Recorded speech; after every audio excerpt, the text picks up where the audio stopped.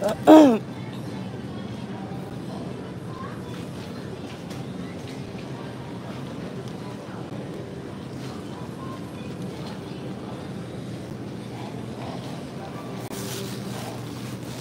ano, marami kang pinamili? Ano pa mga pinamili mo? Kuya, ayaw mo mag-cart? Mabigat yan. Magkakaroon ka na sa... Ha? Hulaan mo. Western? Western saan? Hindi ako nagtrabaho doon. Alam ko yung Western, malapit yung bahay ko dyan eh. Trabaho ko sa loob ng base. Sa base? Oo. Trabaho ko dyan.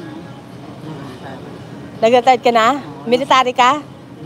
Trabaho ko ng traffic sign ba? There is a base there. Saan ka nagtrabaho? Traffic sign. Arrow, na stop sign. Okay. Traffic lights. Aba, ayos ko. Pero retired ka na ngayon. Sa Western. Marami akong kaibigan niya sa Western Hospital. Ha? Kung gusto ka, pagkain. Hindi ako pwede doon kasi may trabaho ako. Morning shift eh, full time ako eh. Siguro ako magpa-first job ako, second job ako, night shift ang pwede. Lagi naman yung sila nag-hire dyan eh. Maganda benefits dyan. Kasi state job yan eh. State job. Ako naman, di ba sa loob naman, federal job naman ako. Asawa ko galing dyan noon. Federal job siya? Oo, federal job. Ano trabaho siya doon? May benefits siya? Oo, may benefits din. Oo. Hindi kaya lang sa maganda talaga benefit sa state job kaysa sa federal job.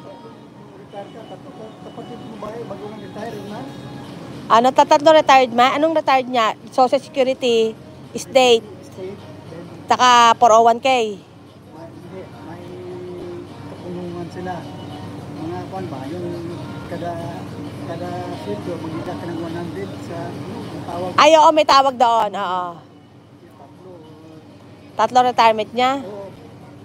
Oo nga eh. Maganda talaga yon. Oo. Yung asawa mo doon nag-work sa food? Ano siya dito? Nurse din? Hindi. Ano? Hindi siya ka nakapasal naman. Oo. Pero in-state train siya.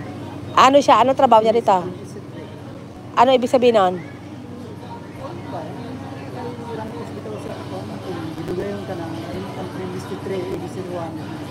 Okay. That's good. Ikaw, retired ka na. Baka kuya, nang-chicks ka naman. Oo, kailangan retired ka na rin. Kailangan retired ka na rin sa pag-chicks. Eto, kuya, ano ba pangalan mo, kuya? Nasa live ko kita eh. Ayan, oh. Maraming nanonood sa'yo, oh. Tinan mo, oh. Maraming andalis, Davao. Oo, andalis ko. Ano, kuya, pa pangalan mo, kuya? Baka mapanood. Emilio Andalis. Napapanood to ng taga Davao, buong mundo. Andalis, marami. All over the world to eh. Oh. Marami kong parente dyan. Parientes. Oo, Andalis. Nasa Panabo. Oh. Pero kuya, tinan mo, ang tindig mo naman. Mukhang feeling ko eh, ang tindig mo, pang chicks pa eh. Ande. Retired ka na rin sa pag-chicks. Hindi, wala na. Hindi ko isasawa. Wala na. Ibig sabihin, dati meron. Wala. Si kuya, hindi, joke lang kuya. Ayaw ko nang...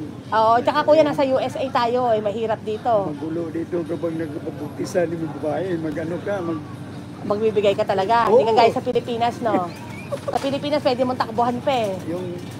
Makinig kayo mga kapitbahay, pag nasa US kayo, hindi kayo pwede mambuntes. Yung igagaw ko. Kasi sabi ni kuya, talaga magsusustento ka daw. Kaya mo kayo mambubuntes na from the USA. Ayan, eto, pro. 24 ang yung edad, ayaw pagkamkas. Di ba? Hindi pa hahabulin talaga kayo.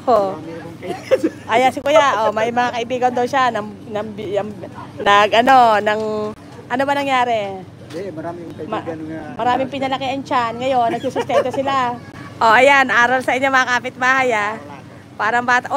Kuya, parang bata ka pa raw, sabi ni Kagawa TV official. Parang bata ka pa raw, tsaka parang daw artista. 72 na edad na. Parang daw si Piolo Pascual. Kilala ba si Piolo Pascual? Ito, sabi ng viewers ko. 72 na si kuya. 72 na, malaki pa. Malaki pa ang